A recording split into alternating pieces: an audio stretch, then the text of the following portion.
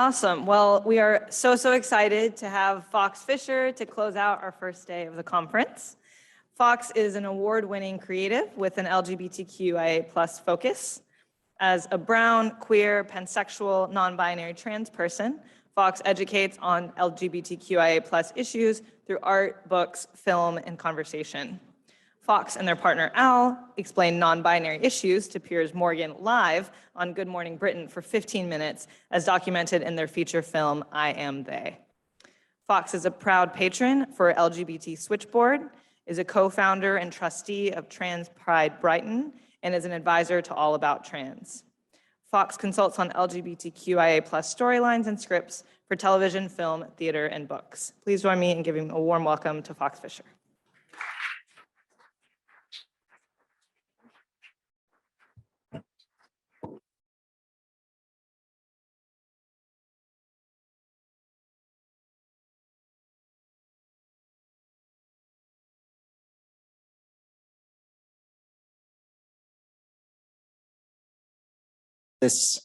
Can you hear me now?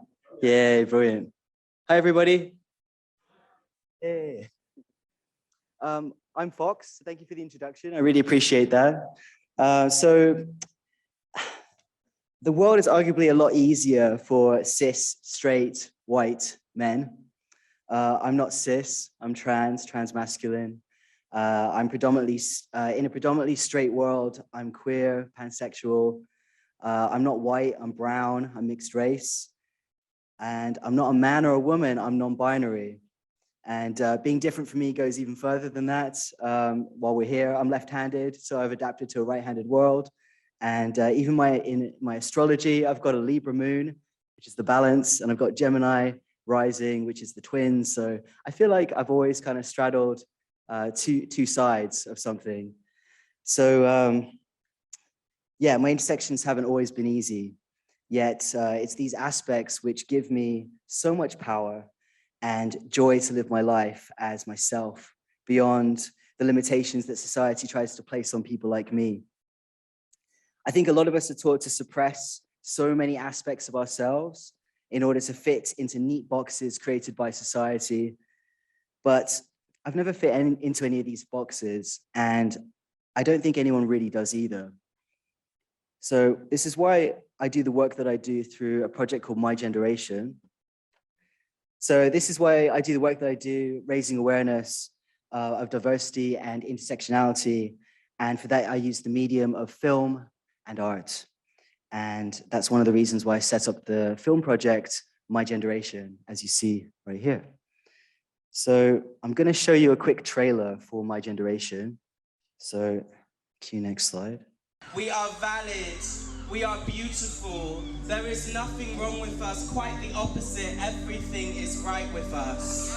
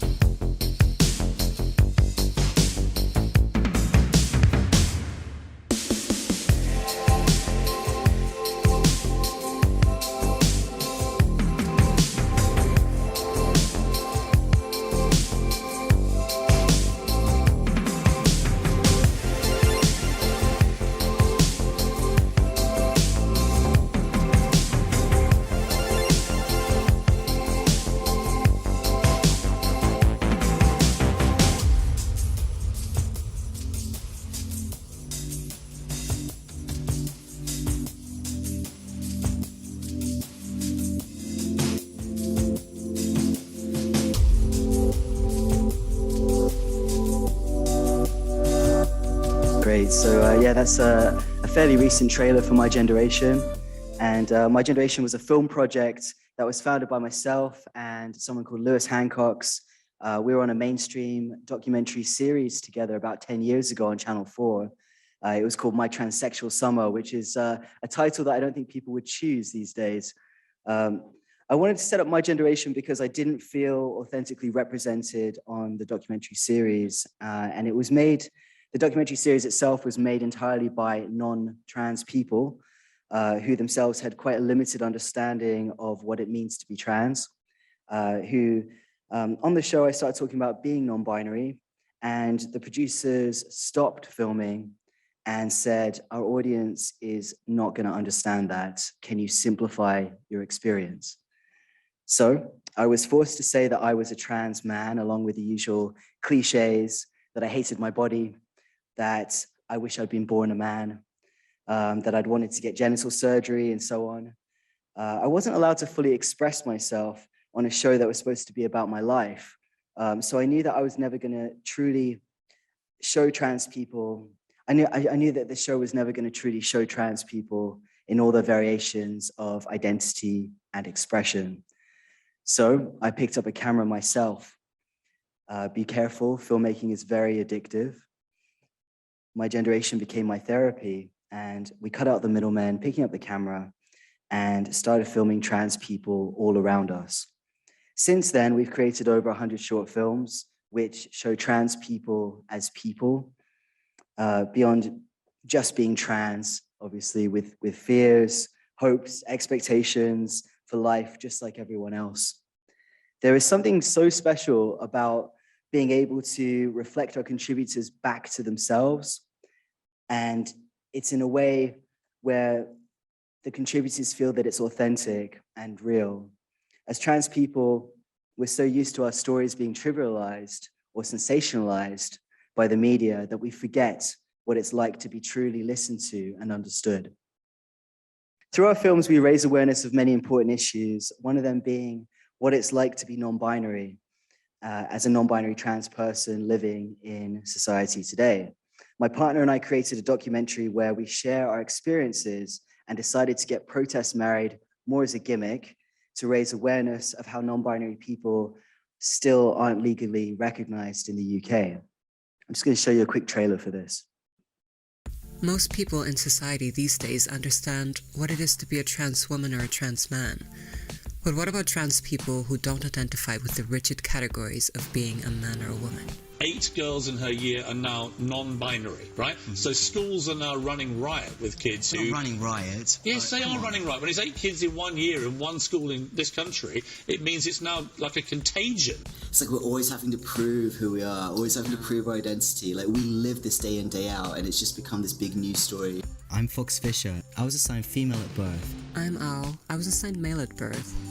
And we're non-binary, which means that we don't identify as a man or a woman. Want to get protest married? Yeah, I do.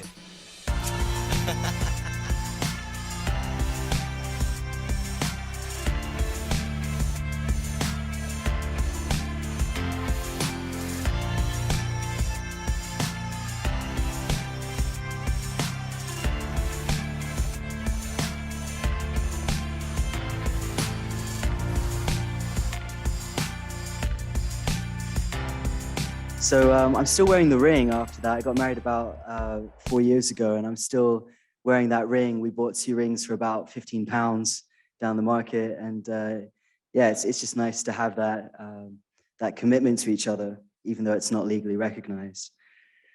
So the documentary film opens up a bigger conversation about what it means to be non-binary and the importance of people being able to be who they are, both in terms of social interactions and also in the eyes of the law. Non-binary people deserve to be recognized in law and to be able to get the ID that represents who they are. This is already possible, as you may be aware, in countries such as Iceland, Malta, Argentina, Denmark, Nepal, Canada, Australia, Belgium, Germany, India, the Netherlands, New Zealand, Pakistan, Taiwan, Uruguay, and more. The USA has just released their first passport with X in it, and that happened last month, so that's really exciting. There's no longer an excuse for the UK to drag their heels on this issue, but still our government isn't willing to commit to make those steps towards inclusion and liberation for non-binary people. When most people think of non-binary people, they probably think of people that exist somewhere in between their gender expression, someone that looks androgynous, but being non-binary isn't about how you dress. A man doesn't stop being a man just because he puts on a dress. And in the same vein, non-binary people also have different expressions, and what matters is their gender identity or how they experience their own gender. For myself, I present as quite masculine, as you can see, and there's no one way to be non-binary. Non-binary people are non-binary regardless of expression. Non-binary people look non-binary because they are non-binary. I'm preaching to the converted here a little bit, so I'm really happy to be speaking to you today because often it feels like Trans 101, but I think we can cover a bit more ground. So I'm just going to show another slide. There we go, that's fine. It's not a video, actually, thanks. So in the trailer that you just watched, you saw a glimpse of an interview with that my partner and I did on Good Morning Britain. And sorry, one second. That's what I want to show you. Oops, that's the one. The interview came about because Piers Morgan had been going on about gender neutral uniforms all week long and was constantly conflating that being trans or non-binary. He was conflating what it was to be trans or non-binary. So we were invited to come out and visit him and share our experiences of being non-binary. We knew that it wasn't going to be a very pleasant experience, but we saw it as an opportunity to reach an audience that had never really heard about what it was to be non-binary and to hear about that from actual non-binary people. We were expecting Piers to be quite difficult, and we didn't really expect what actually went down. So even before the cameras were rolling, we tried to make some polite small talk while we were on the couch. And I asked Piers if he had any children. And he didn't even look up from his phone. He was checking Twitter at the time. And he said, "I do. And they all identify as very expensive." Well done, Piers. That showed me how little respect he really has for non-binary people. And the segment where it was meant to be 4 minutes, but it was actually 15. It really illustrated a grown, educated man behaving like a child, having a tantrum on live television because he really didn't want to learn something new. So Piers tried his best to ridicule us on national television, and he compared us to being being non-binary trans to him identifying as an elephant or a black woman.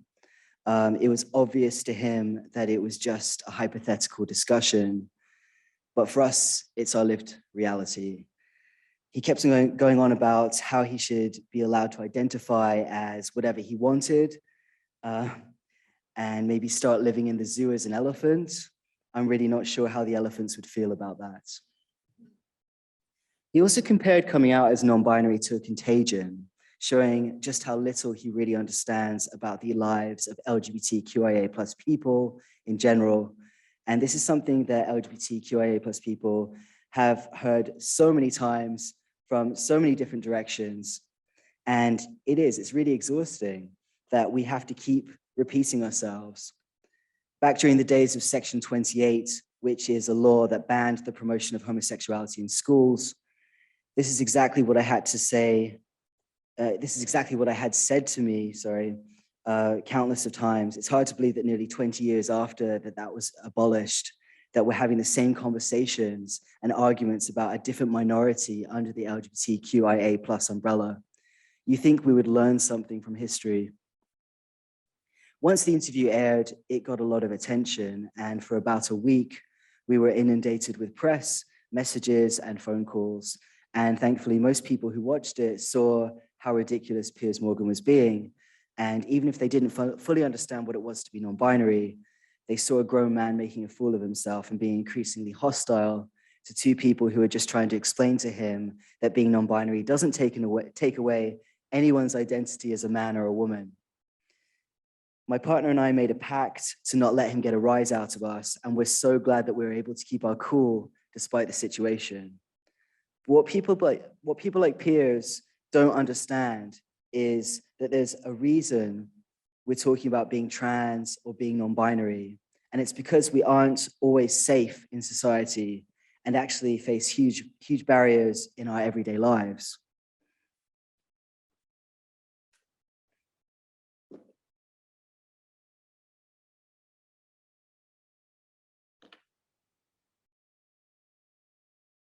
According to research, hate crimes against trans people have quadrupled in the past few years. As a trans person myself, I've definitely noticed heightened hostility towards my community, and I've had to report people to the police for incessant harassment and vile behavior towards me. When I published my second book, The Trans Teen Survival Guide, we held an event at our local library. As a result, the library got sent a Freedom of Information request where someone was requesting all the details of how the event was organized and who was behind it. They were incredibly hostile about it, leaving us worried about the safety of people attending the event. As a result, the police had to be notified, and they're afraid that someone might come to the event to cause trouble. This was over a simple book reading event about being trans, and it shows the extremity of how far things are going in the UK, and similar things have happened to our friends, fellow campaigners whose efforts and events have been targeted by bigots who either show up to intimidate them or they buy all the tickets to their event and then don't show up. And never knowing whether someone is going to show up or to harass you at events you're hosting or speaking at is incredibly anxiety-inducing, and as a form of violence that many members of our community have had to face. And I don't know how many of you have noticed, but there really is an incredibly concerted hate campaign against trans people in the UK and beyond. And the mainstream press constantly runs negative stories or negative coverage about trans people, such as whether or not we should have access to certain spaces, be allowed to participate in sports, and our general access to public life. All of these issues are easily solvable or aren't even a problem, as trans people have existed peacefully in society openly for many decades, and many trans people are already using gendered spaces like bathrooms in line with our gender identity, and compete in sports as ourselves. This is something that is already in place and established in law and hasn't proven to be a problem at all. These issues, however, got latched on and get highlighted in the press without much foundation at all. Fear and misinformation, therefore, becomes more important than the lived realities of trans people in this country. People that simply want to live their lives without persecution, just like everybody else. See, cases of violence by certain individuals from my community are used as a vehicle to demonize all trans people and paint us all as violent, dangerous people. And this is a tale as old as time, and many minorities have gone through this and still go through the same, such as gay people, Black people, Muslims, immigrants, or other people that don't fit into our straight Christian white society. As a result of this, we never focus on real issues here. We never focus on the real issues of discrimination and harassment that many people in my community face, our community face. The fact that hate crimes have risen exponentially and that people have to wait up to 4 years for a single appointment at a gender identity clinic is something that we never see coverage on. For those who aren't aware, gender identity clinics are the only place where people can seek medical transitions through the NHS. And this is therefore the only way for people to access hormones and transition-related surgeries. Although it only covers genital surgery and top surgery for transmasculine people, other surgeries or interventions for anything else, people need to pay out of their own pocket. At the moment, the GICs, the gender identity clinics, are seeing people that were referred to them in 2017. Not only is this unacceptable, but a clear breach of law. According to NHS law about access to healthcare, people are to be seen within 18 weeks of being referred to. Trans people are currently waiting over 200 weeks with no indication of these waiting lists going down. In fact, they've been steadily increasing over the past few years. This means that if it continues, people might have to wait for up to a decade for a simple medical appointment. Personally, I've been waiting over 8 years to access surgery due to bureaucratic complications and inaccessibility. At the moment, no genital surgeries are being performed for trans men and trans masculine people due to the NHS failing to secure a contract with doctors that can perform them. Not only does this leave people unable to access surgeries, but it also leaves those who've had the first stages or second stages of their surgeries in complete limbo, waiting far too long to get the later stages, which can have, as you know, a serious complications both physically and mentally. This is the reason that many trans people plunge themselves into debt and go private so that they can start their lives and not further compromise their mental health and physical well-being. It's unacceptable how the NHS has utterly failed trans people, and the government or authorities are doing nothing about it. This is a crisis that we rarely hear about in the media. Instead, the media focuses on clickbait headlines and issues which are often brought up by anti-trans hate groups that somehow have a platform. They often conflate trans people with predators and claim that we're somehow influencing children to become trans. Instead, we're forced to listen to Keir Starmer or Sajid Javid argue on Twitter about who has a cervix or not. It's maddening that we constantly get diminished down to pedantics about language, and we're constantly erased. And our struggles are forgotten, brushed under the carpet, and instead, there's another outrage piece about how unreasonable we are for wanting to be included and respected. So looking at the research, it's clear that trans people are at an incredibly vulnerable group in society. Research shows that almost half of trans people are afraid of doing something so mundane as using a public toilet, and a third of trans people have been discriminated against when visiting a cafe or a restaurant or a pub. And two in five trans people are so afraid to express who they are that they adjust the way they dress to avoid harassment or discrimination. This shows that trans people can't even do everyday things without fearing harassment, without making it difficult for us to participate in society or even leave our house.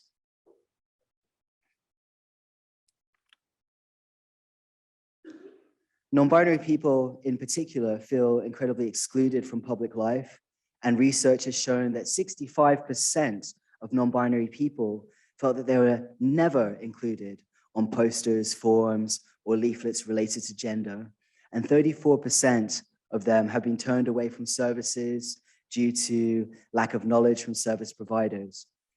This, of course, has a severe impact on non-binary people's mental health, and I can say for myself that never feeling included makes you feel incredibly sad and isolated from society. Including non-binary people is something that is done so easily by simply adding a few things to forms or services or adjusting our language ever so slightly to include us. It might not seem that big to those who aren't non-binary, but it does mean the world to people like me. When trans people ask people to be more inclusive of their language, for example, talking about people who give birth or dear guests instead of ladies and gentlemen, it's not about erasing anyone else, but it's about inclusion. It's about expanding our awareness and language to include everyone so that we have a place in society.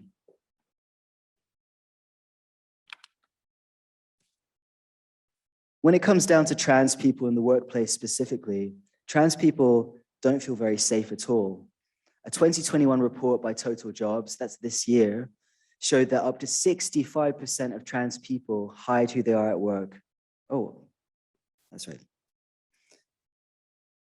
And they don't share with their employers or colleagues that they're trans out of fear of discrimination and harassment. Imagine going to work and being afraid to share with your colleagues something personal about yourself because you're worried about how they're going to treat you. I'm sure some of you have felt this way at one point or another. And unfortunately, not everyone is privileged enough to be able to hide it, as some people are perceived as trans by those around them and have no choice about being able to hide themselves and hide who they are. The same reports show that there is good reason for trans people to hide, as up to 32% have experienced discrimination or abuse at work.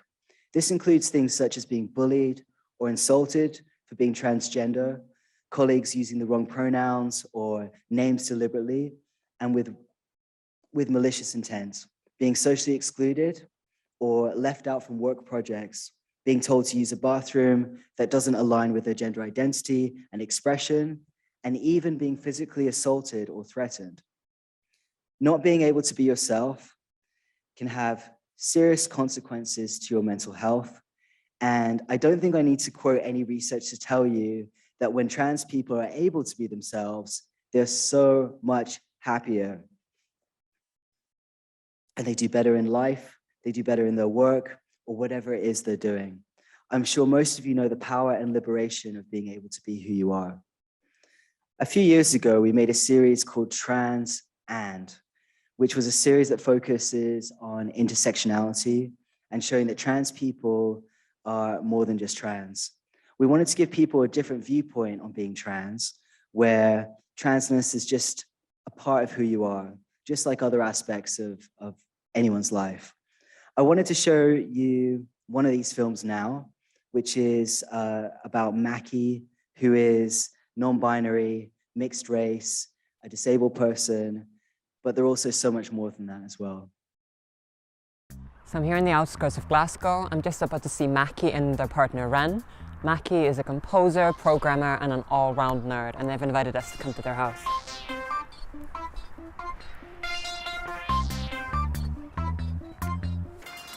Hi Ren, how are you? Great to see you. Where's Mackie? Mackie, that's an hour here. Is she in here? Mackie. No. Morning, sunshine. How are you? It's Al. We're here to film. I think she might need a cup of coffee, Ren. You're not my mom. You can't tell me what I'm certainly not your mom, but I'm still here to film. So let's go, sunshine. My name is Maki Yamazaki.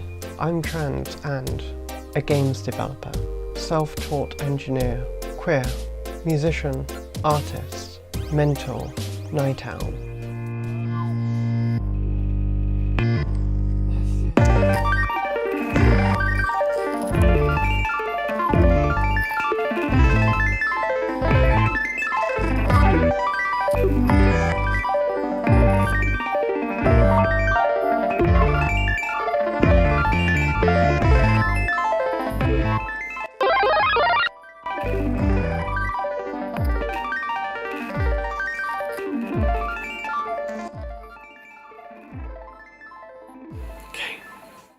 So, what are we doing today, Mackie?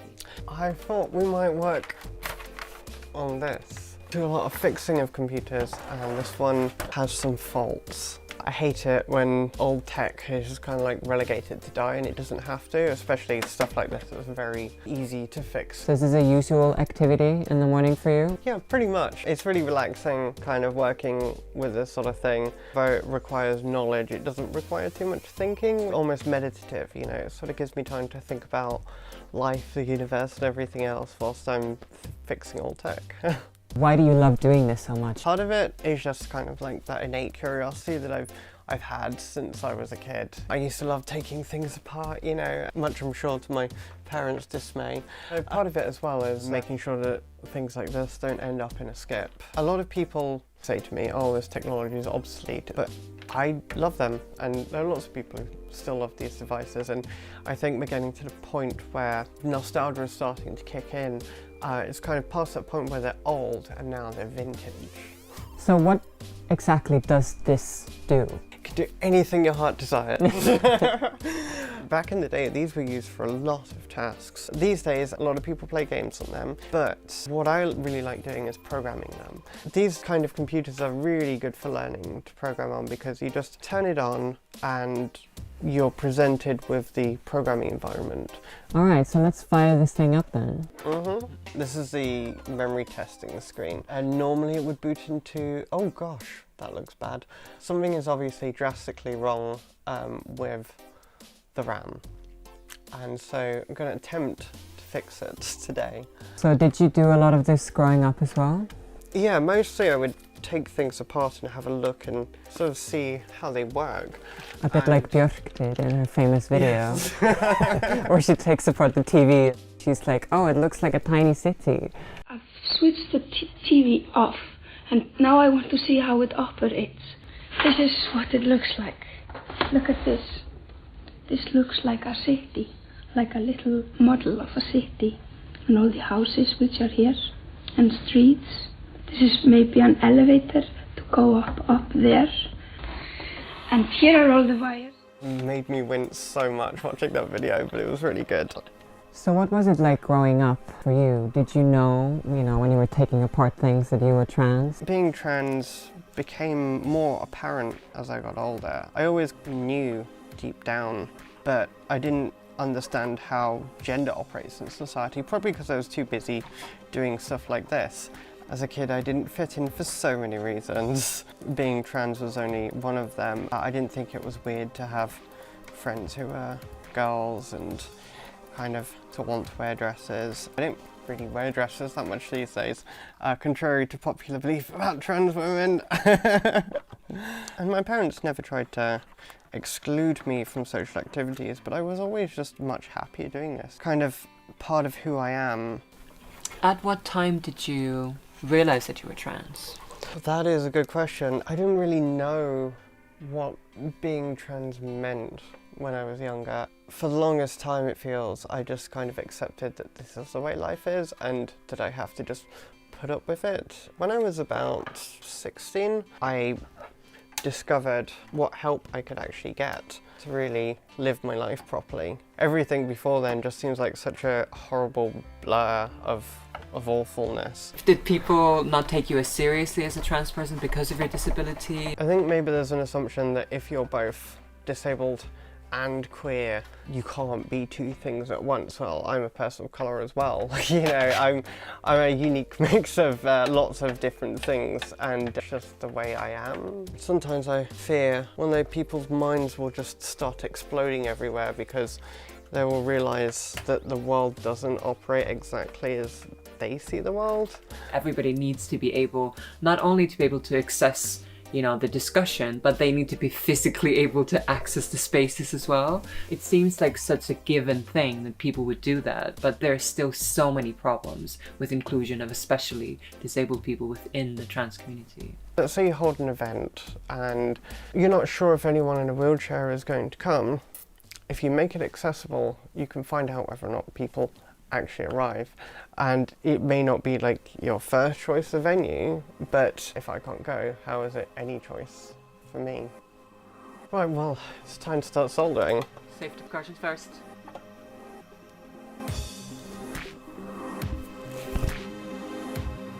What are your plans for the future, Mackie? What's coming up next for you?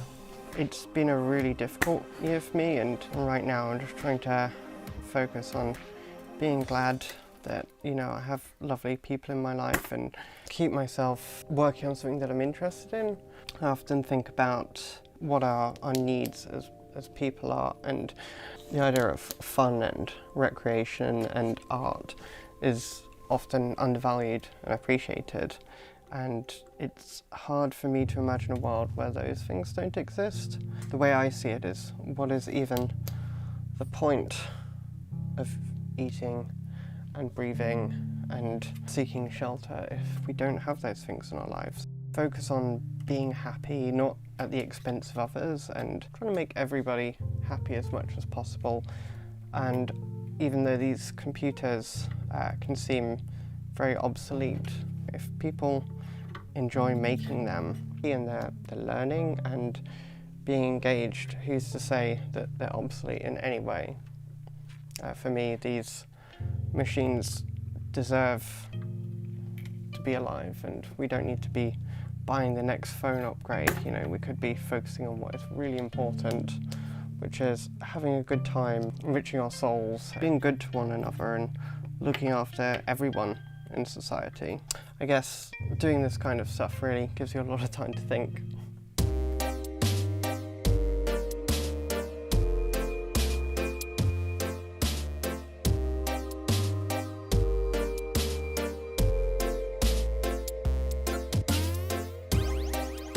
It's a great pleasure to share that film about Mackie by us. Often there's other films that I have as go-to films, but I thought you might get a kick out of that, so hope you enjoyed it. I know that for myself, being able to transition really saved my life. I was at a point in my life where I tried everything and I'd exhausted all my options. I really tried to live as a woman and really tried to be happy in my own skin. But it just didn't ever feel right.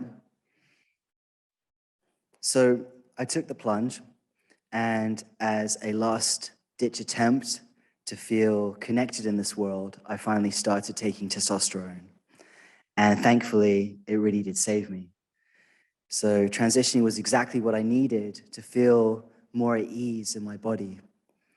And although dysphoria and feeling insecure is a long-term thing, which I think most trans people may always struggle with, not all trans people, but most trans people will struggle with, you know, to a certain degree. It's given me a new lease of life to transition, and I'm able to be myself, and which has a knock-on effect, so I can form better relationships. I can walk down the street feeling more confident in myself and who I am and how I present to the world. But I wouldn't have been able to do that without a community.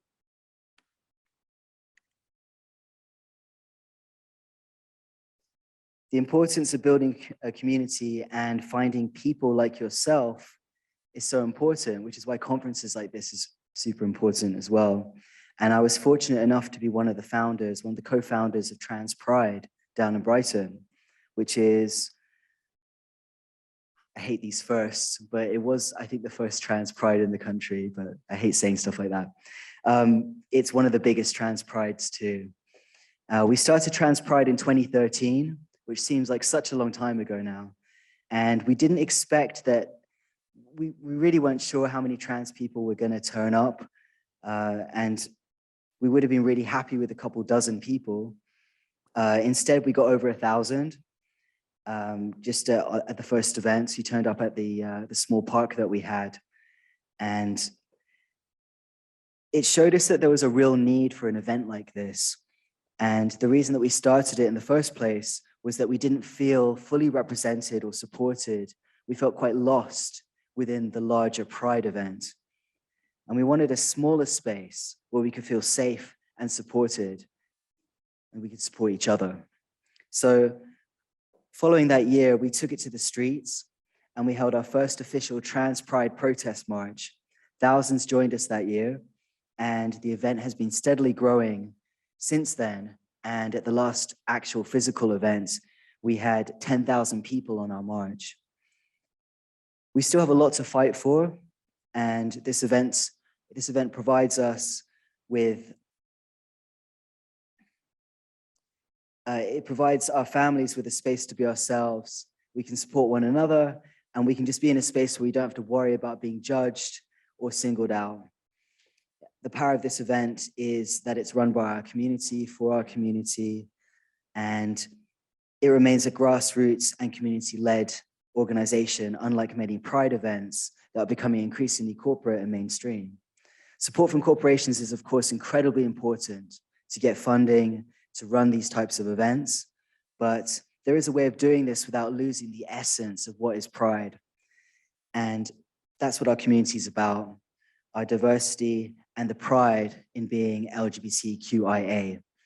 So every year we document trans pride through My Generation, as we believe it's incredibly important in preserving our history. And unfortunately, due to the pandemic, we haven't been able to have a physical event since 2019. So I wanted to share with you something that we filmed the year that we could. All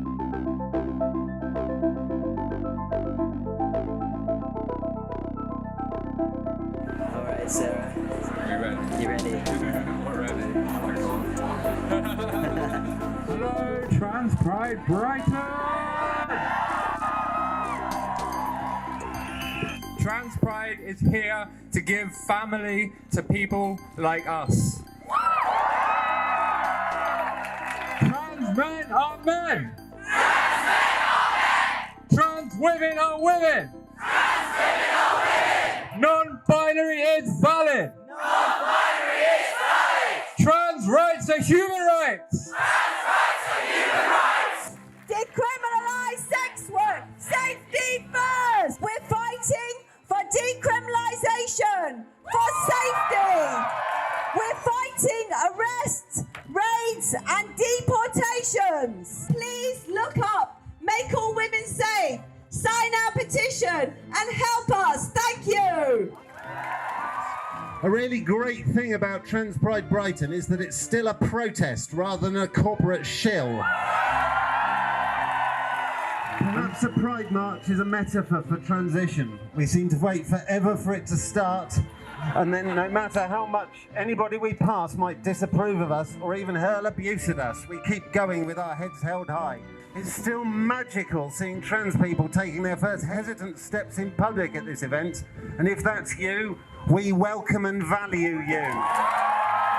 Thank you very much, everybody, and have a great day.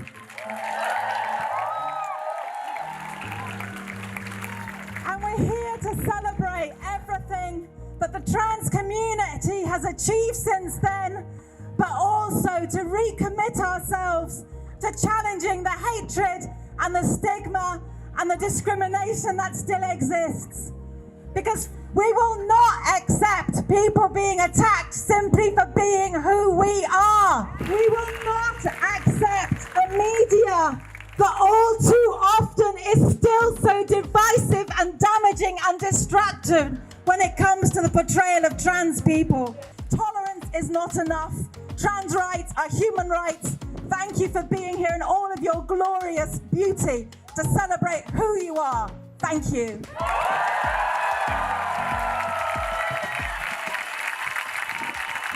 Brown trans lives matter! Brown trans lives matter! Brown trans lives matter! How excited are you all to be at Trans Pride right now? We should never have to hide who we really are. We have every right to be proud of our identities, whether that's where we work, where we study, where we go to school, where we play sport, anywhere. I truly believe that visibility is the key to creating real change, real positive change in the world. And that's why we're here today, because every one of you is having an impact through being here together, being your true, authentic self. Today is about celebrating our right to be who we are, not just to be accepted, but to live our lives without limitation. If you have a dream, go out there and get it. Believe it's yours for the taking. Trans women are women! Non-binary is valid! Trans rights are human rights! One more time with feeling. Trans rights are human rights!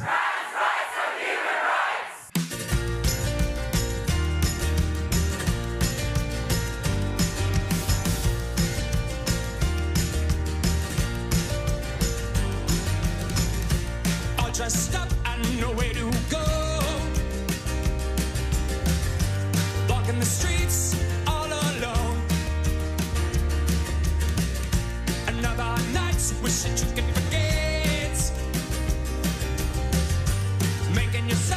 as you go along. Who's gonna take you home tonight? Who's gonna take you home? Who's gonna take you home tonight? Who's gonna take you home? Does God bless your transsexual heart? Too trans or rebel?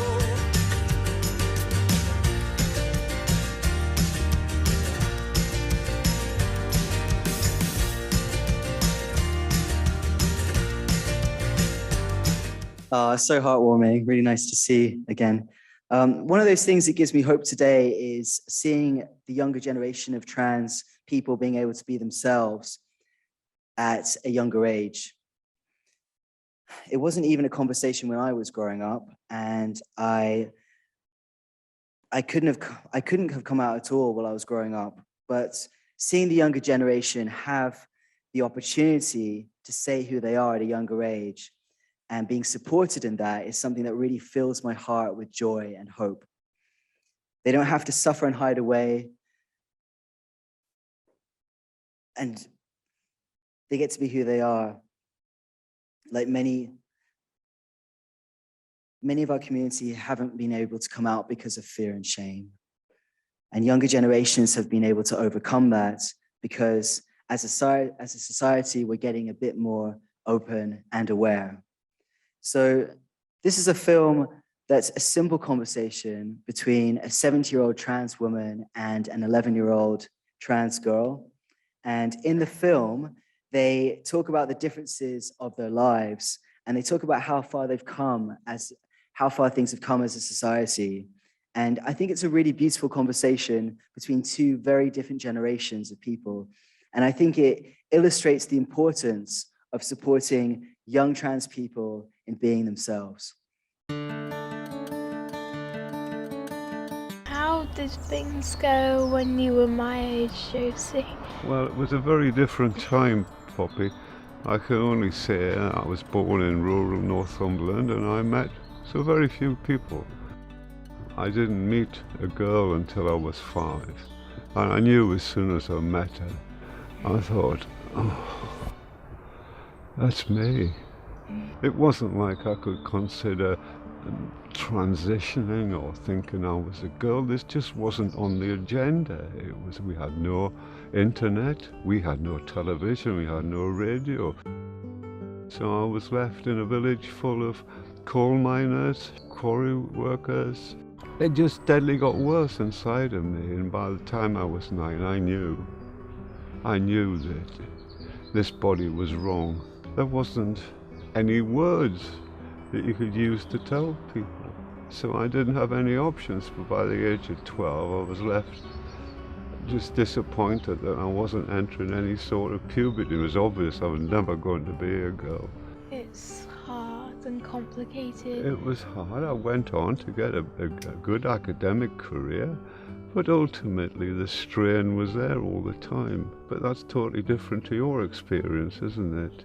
I was able to talk to my parents and my friends and my family about it and be open about it. Yeah, that's wonderful. But I guess when you were younger, you didn't have the opportunity to be open about it like I was. But the funny thing is, I think my mother knew. There was always a special way she treated me. And then at the age of 60, I woke up.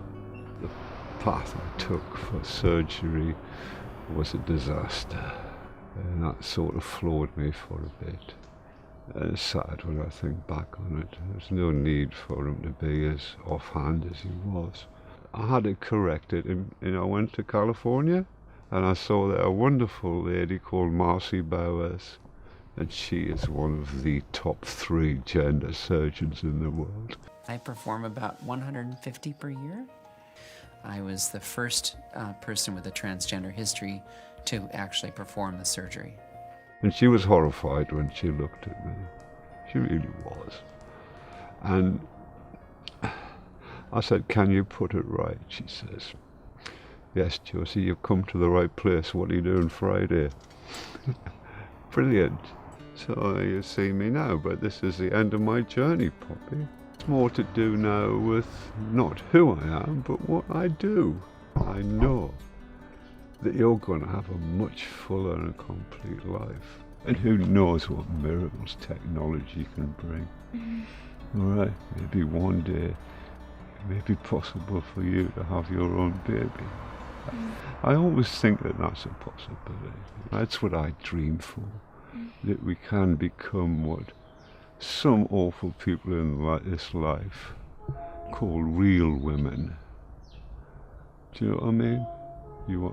We are real women, we are real girls. Right? But for some reason, some people think we're not. They can't ever be real women. You know what a real woman is? Am I a real woman? Yes. Yes, of course I am. You're a real girl. It breaks my heart, it really does, because I always wish everybody else could have the opportunity that I have, and I feel so terrible. And if there was any way I could go back in time and make things right, I would. Me too. I would give anything for that. Me too. But the thing is, things have developed and you have grown. If I hadn't transitioned, I wouldn't be happy in my own body, and I wouldn't be confident, and I'd just be depressed, and I wouldn't really want to be around anyone or anything. I didn't know who I was before, but now I know who I am, and I'm Poppy. You have come out of it, and I just wish you well in the rest of your life. Thank you so much, Chelsea. You're so beautiful. Not as beautiful as you.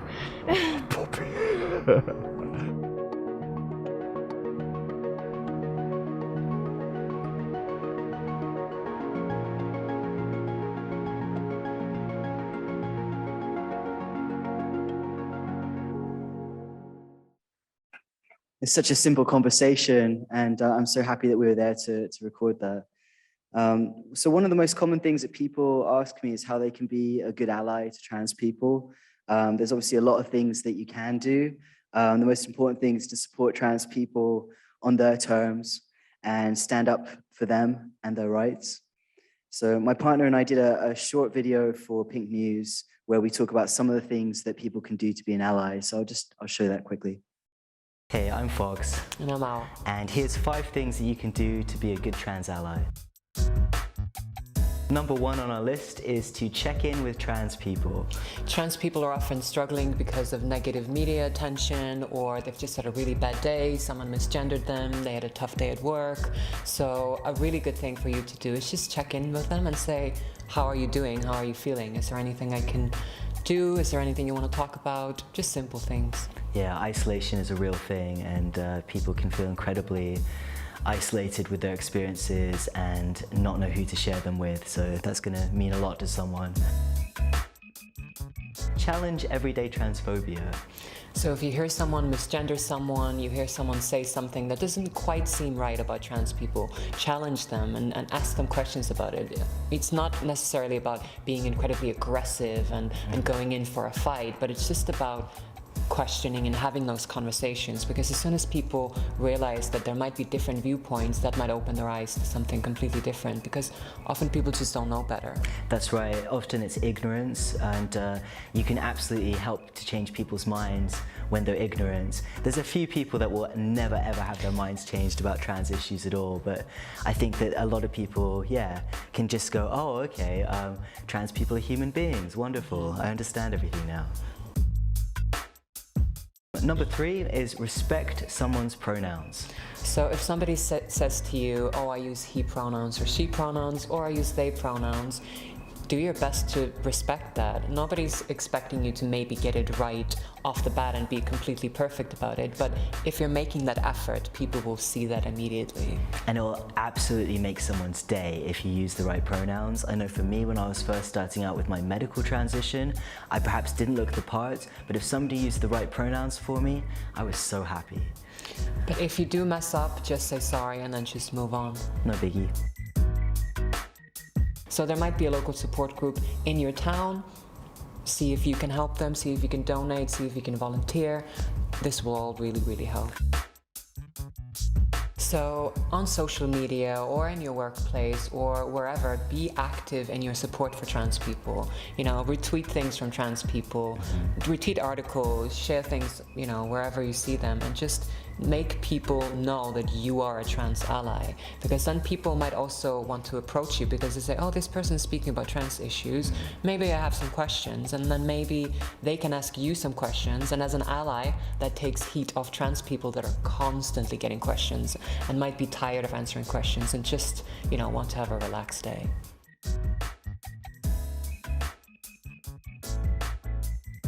So being an ally to trans people is something that you can do 24/7, 365 days of the year. It's not something that we just do when a trans person is in the room or during Pride or during Trans Awareness Week. We do have to do our best to combat prejudice and misinformation together, wherever we see it. So be visible in your support, please. Take steps to show people that you're there for trans people, especially when they're not in the room themselves. That's the next slide, cool.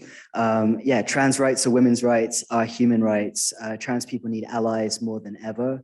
The UK is currently going through an incredibly hostile period where trans people are painted as awful things, dangerous or a threat to society. But the fact is, trans people are an incredibly small and vulnerable group in society that just want to be able to live their lives just like everybody else. Trans people exist in every corner of society. We are your family members, your co-workers, your doctors, nurses, teachers, cashiers, artists, accountants, you name it.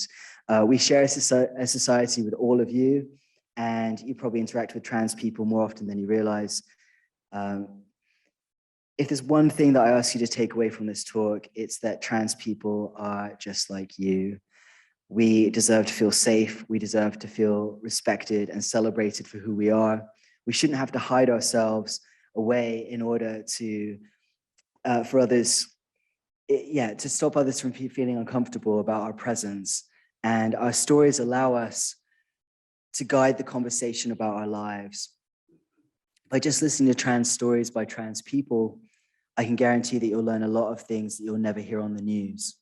Conferences like EUROUT help us to come together as a community, move conversations forward, and help to support our more vulnerable members to ensure change. So Trans Day of Remembrance is tomorrow, and that's a day that's very difficult for our community, and we're remembering those that we've lost due to shame, prejudice, fear, and violence. In Trans Europe's 2021 report, 375 trans people were reported murdered around the world simply for being who they are. These violent crimes are only the tip of the iceberg, as many hate crimes and murders against trans people are not reported. And the epidemic of violence against trans people is far greater than we can describe. So out of respect of those that we've lost this year and in previous years, I'd like to end this speech with a 1-minute silence in order to honor them and remember them. In fact, I'm going to change that. Let's have 30 seconds silence and 30 seconds of clapping instead. So let's start 30 seconds of silence.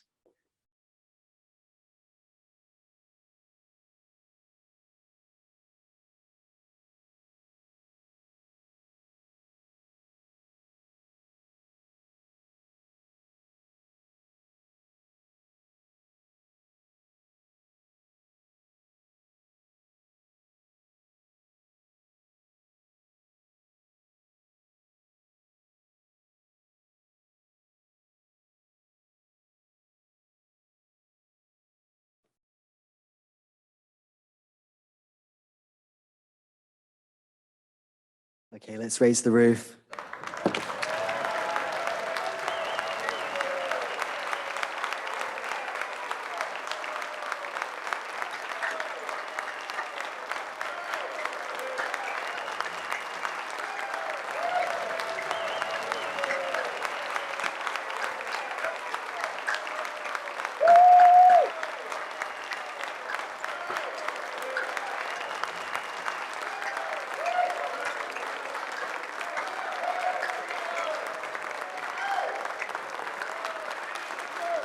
Thank you so much.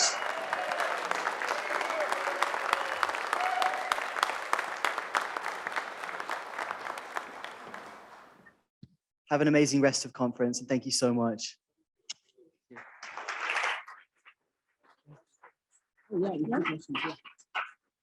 If folks have any questions, please put your hand up. We can bring a mic over. We've got a few minutes, and then we'll close up for the day for the career fair.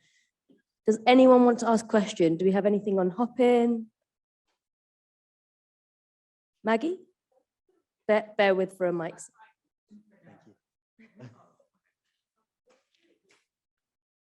The YouTube channel, you wanted to know what the YouTube channel is? Thank you. Actually, funnily enough, at the beginning of Trans Awareness Week, our YouTube channel was hacked and all our films were deleted, and somebody put up some cryptocurrency videos instead, and then that got taken down. So there's always a silver lining, and the silver lining was realizing how much the community cares about our films. And I was put in touch with the head of YouTube on a Sunday, who was emailing me and getting his team to sort things out. So we got everything returned to us yesterday, thankfully. So if you go to youtube.com/My Genderation, you'll find all the films there. So I encourage you to check out the Trans And series. Hopefully you'll enjoy that. And we've got so many other films there too. Thank you. Still back.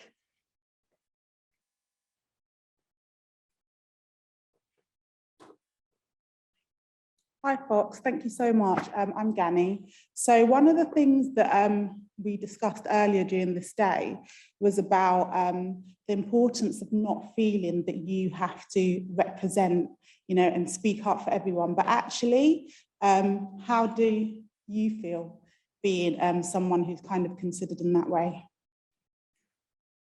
Thank you so much for that question. And the whole reason for setting up My Genderation was so that we could be able to have people tell their stories and give people the platform to do that.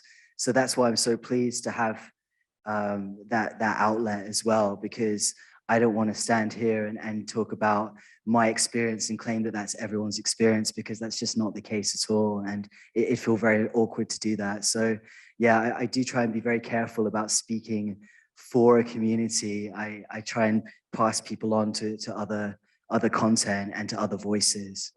And that's hugely important, because our community is so huge and varying, and it varies in so many different ways, especially with the intersections as well. Thank you.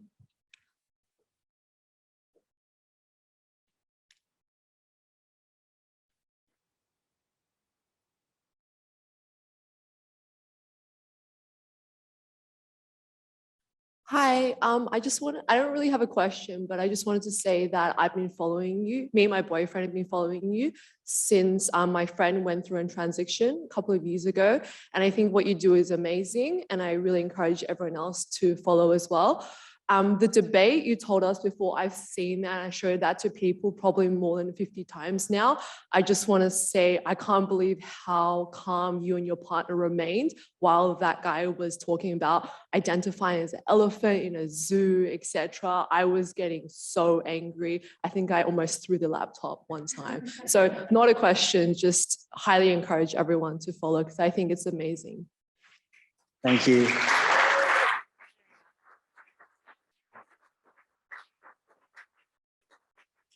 Thank you so much. My partner and I did make a pact with each other that he wouldn't get a rise out of us.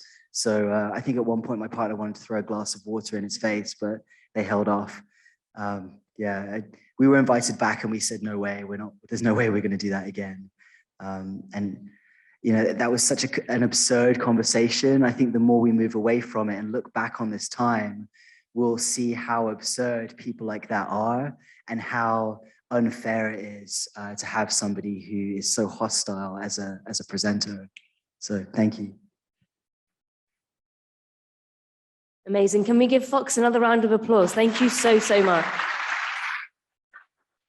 Really, really appreciate it. You're amazing. Really, thank you.